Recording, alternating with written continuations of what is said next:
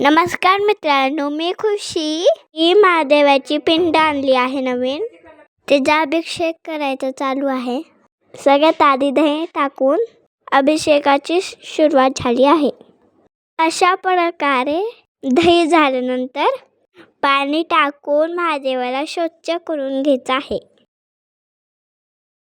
महादेवाला पूर्ण स्वच्छ करून घ्यायचं आहे. हाताने महादेवाला साफ करून घ्यायचं आहे.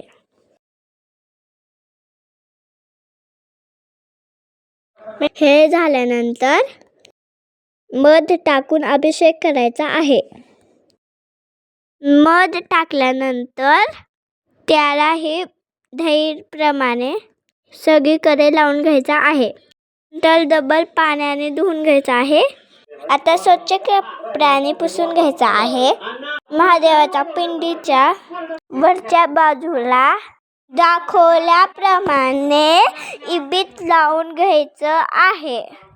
त्याच्यानंतर गंध लावून घ्यायचा आहे व्हिडिओत दाखवल्याप्रमाणे. त्याच्यानंतर अत्तर लावून घ्यायचं आहे वरी दाखवल्यासारखं.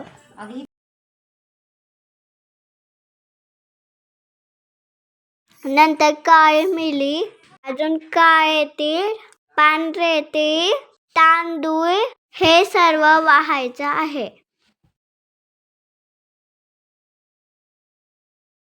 त्याच्यानंतर हळद कुंकू टाकायचं आहे. नंतर तीळ टाकायचं आहे. वरी दाखवल्यासारखं प्रमाणे सगळं टाका.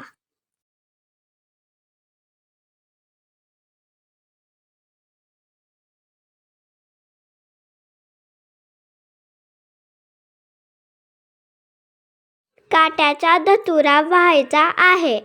हा धतुरा खूप महत्त्वाचा असतो. तो महादेवाला आवडतो.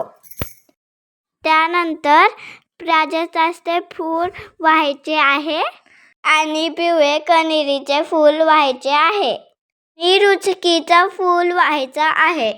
ते पण फूल महत्त्वाचं आहे. ते फुलं तुम्हाला सापडले नाही तर तुम्ही दुसरे फुलं ठेवू शकतात. व्हिडिओमध्ये दाखवल्याप्रमाणे फुलं वाहून घ्या.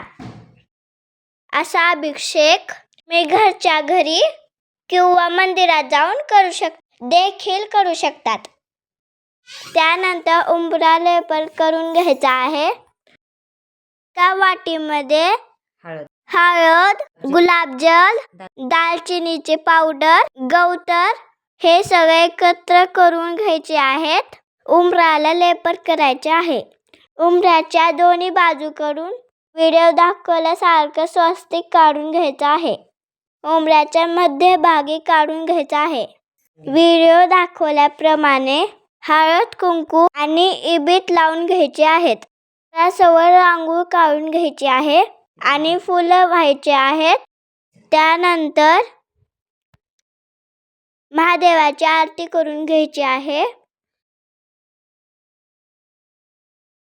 हे पहा, उंबरा लेपन झालं आहे.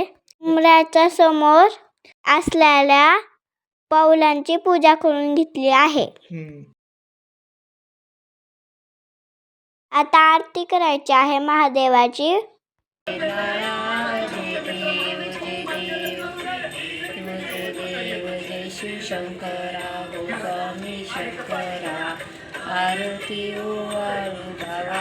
हा व्हिडिओ आवडला असेल तर लाईक, शेअर, सबस्क्राईब करायचं विसरू नका. बाय.